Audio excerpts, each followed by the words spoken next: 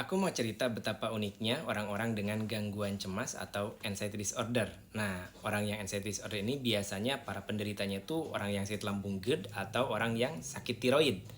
Nah, sebagian besar dari mereka itu kecemasannya berlebihan dan berakhir dengan hipokondria. Hipokondria itu kita tuh takut kalau kita sedang menderita penyakit yang berat. Jadi ketakutan terhadap penyakit yang berat.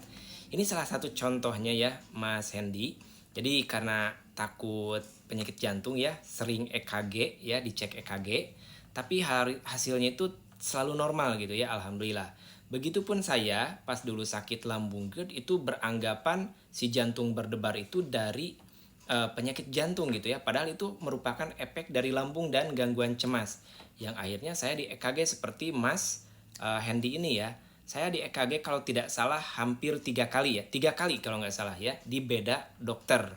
Di dokter yang pertama mendiagnosa saya sakit lambung GERD, kemudian EKG-nya jantungnya itu bagus teman-teman. Karena waktu itu saya beranggapan bahwa saya menderita penyakit jantung yang berat, saya nggak percaya dengan diagnosa tersebut gitu ya.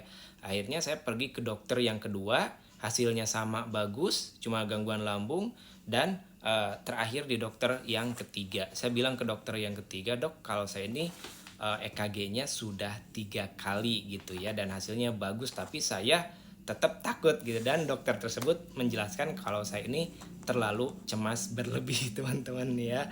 Jadi bisa dibilang itu namanya hipokondria.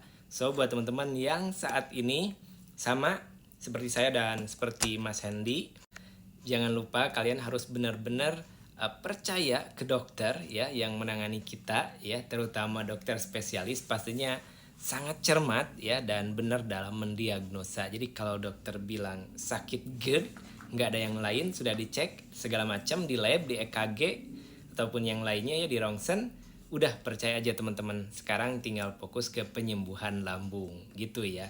Jadi kalau misalkan kalian terus-terusan penasaran, terus-terusan takut, maka penyakitnya nggak bakal beres-beres karena penyakitnya itu teman-teman gitu ya. Jadi yang saat ini sedang sakit lambung, kalau dokter sudah mendiagnosa penyakit lambung, nggak ada penyakit yang lain, udah fokus ke penyembuhan lambung dan gangguan cemasnya ya. Nah buat teman-teman yang mau sharing, yang sama pernah ngalamin seperti saya dan Mas Hendy, tulis di kolom komentar ya, berapa kali kalian cek EKG ataupun di rongsen ataupun di tes lab. Silahkan tulis teman-teman.